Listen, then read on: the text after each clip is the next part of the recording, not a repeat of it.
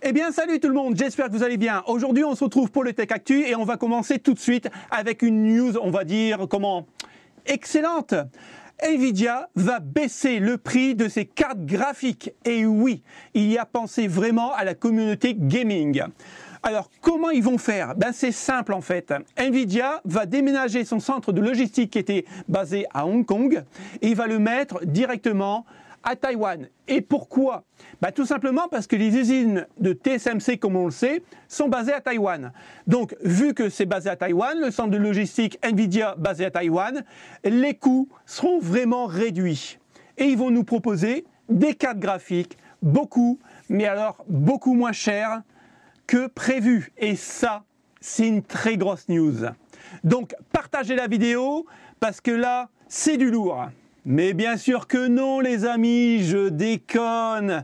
Comme si Nvidia allait baisser ses prix des cartes graphiques. Et les actionnaires, ils vont manger quoi à la fin du mois? Sachez qu'il y a des fuites actuellement sur le prix de la fameuse RTX 4070 Ti. Alors cette dernière serait positionnée sur un prix beaucoup plus élevé que la 4080 12 Go, et oui, puisque celle-ci était programmée à 899 $, rien que ça. Mais voilà, ce qui nous amène à une RTX 4070 Ti de nouvelle génération à 1200 € en France. Oui les amis, 1200 € en France. Mais attends, ça c'est pas la cerise sur le gâteau. La 4070 Ti à 1200 €, c'est la Founder Edition. Imagine-toi, les prix du custom rajoutent 150 €, voire peut-être 300 € avec un bloc séparé au niveau du refroidissement. On n'arrête pas le progrès chez Nvidia, franchement, heureusement qu'ils sont là. Et on continue avec Nvidia. Il faut savoir que Nvidia, maintenant, à partir du moment où je vous parle, ne veut plus que des RTX 3060 Ti avec de la GDDR6X. La GDDR6, ils veulent arrêter complètement leur production. Il faut savoir qu'en fait, il y en aura deux. Donc, je vous l'avais déjà dit, la RTX 3060 Ti avec la GDDR6X, mais aussi la RTX 3060 8 Go.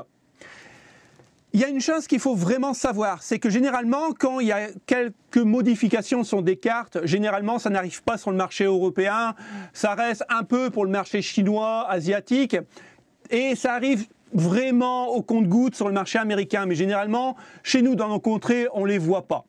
Par contre, le conseil d'administration là, a décidé que ça serait vraiment pour toute la planète. Donc en fait, tout le monde pourra posséder une RTX 3060 Ti en GDDR6X. Le problème, c'est que, comme je vous ai dit au début, c'est qu'on aura une RTX 3060 8 Go en GDDR6X. Alors, est-ce que ça serait vraiment, on va dire, convaincant qui nous remplace une RTX 3060 avec 12 Go par une 8 Go? C'est un peu bizarre. Je ne pense pas que la 3060 8 Go GDDR6X, on la verra en France. Je pense qu'on va quand même conserver la 3060 12 Go. C'est juste des suppositions, c'est ce que je fais moi-même. Maintenant, il faut savoir aussi une chose, c'est que la carte, apparemment, au niveau de la bande passante, elle serait 35% plus rapide qu'une RTX 3060 Ti en GDDR6. Donc, ça peut être vraiment intéressant pour ceux qui n'ont pas de RTX 3060 Ti. Maintenant, si vous avez une 3060 Ti avec la GDDR6 de base, voilà, c'est pas la peine de changer. Je pense pas que vous aurez vraiment un super gain de puissance en plus. Maintenant, ce qui est vraiment intéressant, c'est que les prix de la nouvelle 3060 Ti restera au même prix que la 3060 Ti qu'on connaît maintenant. Donc, j'espère que les prix vont rester vraiment stables, qui ne sont pas variables, qu'on ne va pas prendre 100 € de plus dans les lattes, parce que là, ça ferait vraiment la goutte d'eau qui vont déborder le vase. Mais bon, voilà. Il faut savoir que maintenant, si vous achetez une RTX 3060 Ti, ça sera de la GDDR6X. C'est pas plus mal. En même temps, il faut vraiment qu'ils écoulent leur stock en 3000, puisqu'il y en a vraiment partout, ils savent même plus quoi en faire. Donc voilà, ils recyclent. Alors maintenant que Nvidia a dévoilé sa fameuse RTX 4080, et pour rappel, c'est une excellente carte graphique, je pense même que c'est la meilleure de tout le marché. Le gros souci, c'est encore une fois son prix. Elle est vraiment inabordable et personne quasiment peut se la payer. En tout cas, je ne la conseillerais pas à ce prix-là. Maintenant, AMD nous dévoile un peu plus de specs au niveau de ces cartes graphiques qui viennent de sortir, les 7900. Donc vous voyez, il la compare à la RTX 4080 pour essayer de contrecarrer les plans de Nvidia. On sait, en gros, on va comparer ce qui est comparable, puisque vous voyez, on n'a pas tout au niveau du tableau de la 4080, on n'a pas tous les specs. Donc, pour la GDDR6, on est quand même sur 20 Go pour une RX 7900 XT. Pour la XTX, on est à 24, donc on gagne 4 Go de GDDR6.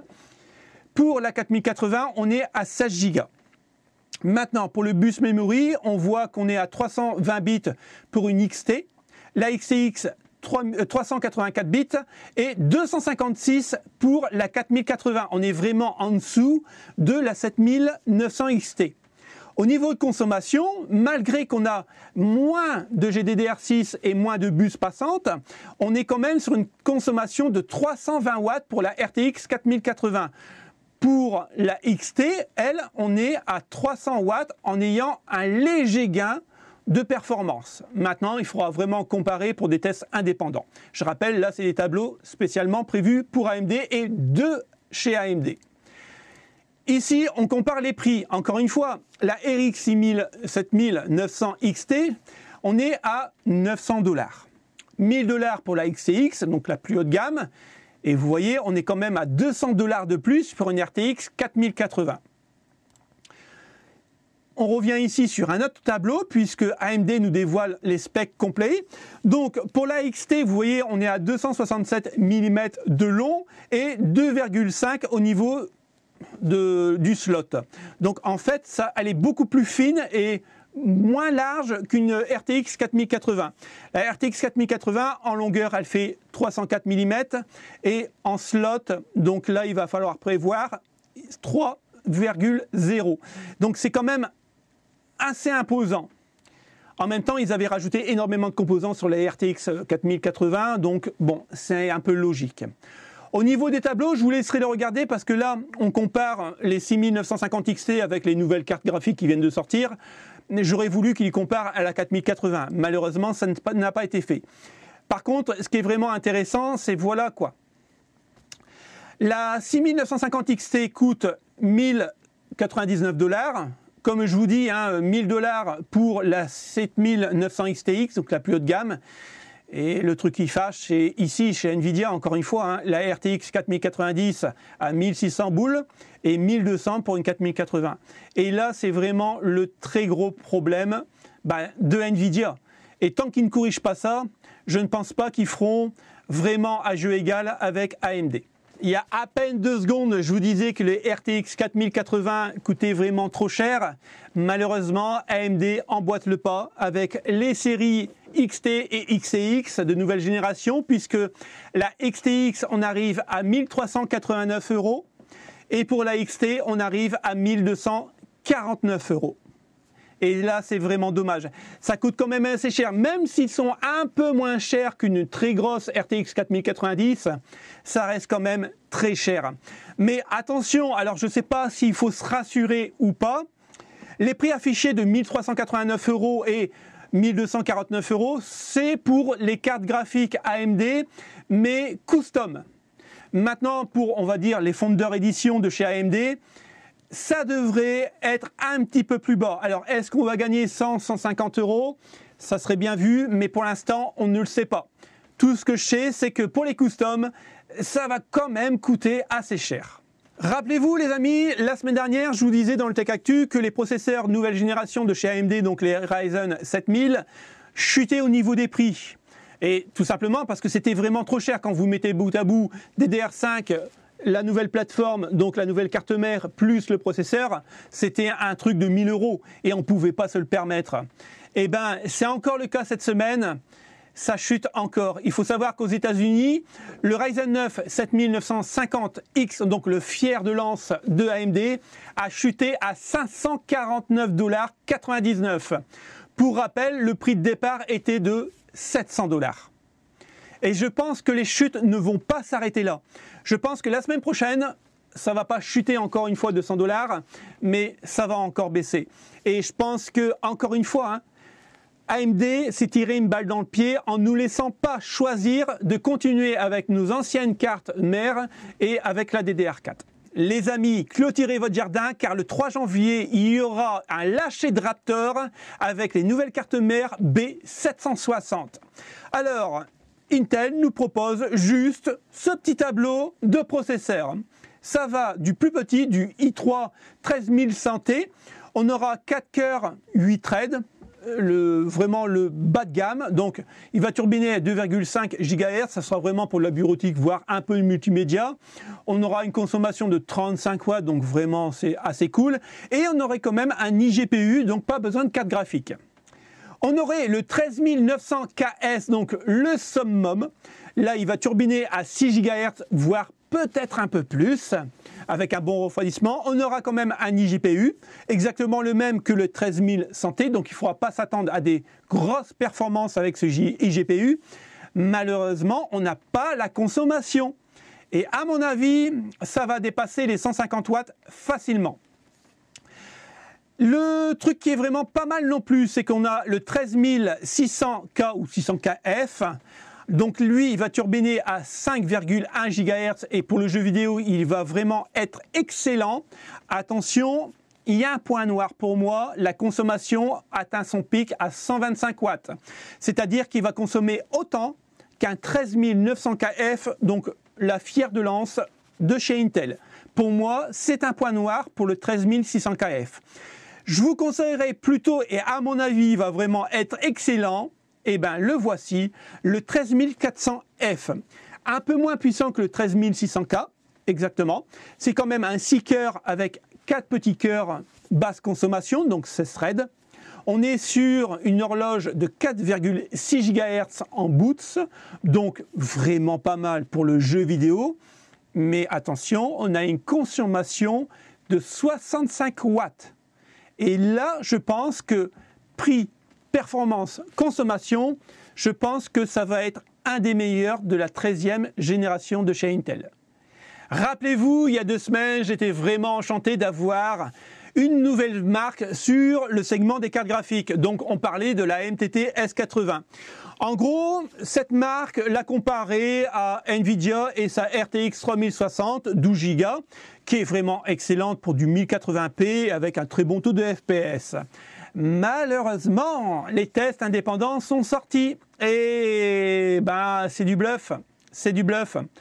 Alors, en gros, on pourrait la comparer à une RTX, enfin une GTX plutôt 1066 Go. Bah ouais. En gros, la RTX 12 Go serait 145 fois plus rapide que la MTT S80 et 167 fois plus rapide en 4K en résolution. Donc, voilà, c'est vraiment pas à la hauteur. Mais c'est pas grave. Franchement, c'est pas grave. On l'a vu avec Intel, ils ont sorti leur carte graphique, les Arc 770, et ils ne sont pas au niveau d'une RTX 3060, en tout cas pour moi pour l'instant. Malgré que Intel, c'est quand même une grosse firme mondiale, ok? Maintenant, la MTT S80, elle débute, donc c'est normal qu'ils ne rejoignent pas les valeurs d'une RTX 3060. Ce qu'il faut vraiment retenir dans cette news, c'est qu'on a un autre concurrent dans le secteur des cartes graphiques. Et comme c'est un groupe chinois, à mon avis, il va y avoir les moyens pour pouvoir se développer avec l'administration, on va dire, chinoise, donc l'État chinois. Et on va en reparler, je pense, dans 2-3 ans. Je pense qu'ils seront peut-être au point et avoir enfin un nouveau concurrent fiable dans le segment des cartes graphiques. Ça serait vraiment très cool pour nous puisque plus il y a de concurrents, plus les prix baissent. Et ça, c'est une bonne nouvelle. On va digérer ces grosses news avec des news assez insolites. Je vous avais parlé la dernière fois de Meta, donc de Metaverse avec Zuckerberg, que lui avait perdu 33 milliards de dollars en une journée et c'était sa fortune personnelle. Alors, libre à vous si vous voulez faire une cagnotte Tipeee pour essayer de lui remonter le moral. Surtout, vous ne m'incluez pas dedans. Et il faut savoir que Sony, lui, est en train d'investir pas mal d'argent dans son Metaverse à lui. En fait, ce que veut vraiment faire Sony, c'est un métaverse pour des rencontres sportives. C'est-à-dire que, imaginez que vous regardez la Coupe du Monde, là, France-Brésil. Allez, France-Brésil. Je connais rien en foot, je vous le dis, mais France-Brésil. Quand vous regardez la télé, vous avez certains plans. Soit vous avez un plan du milieu, ou alors un plan de haut qui suit le joueur, et c'est tout ce qu'on a comme plan.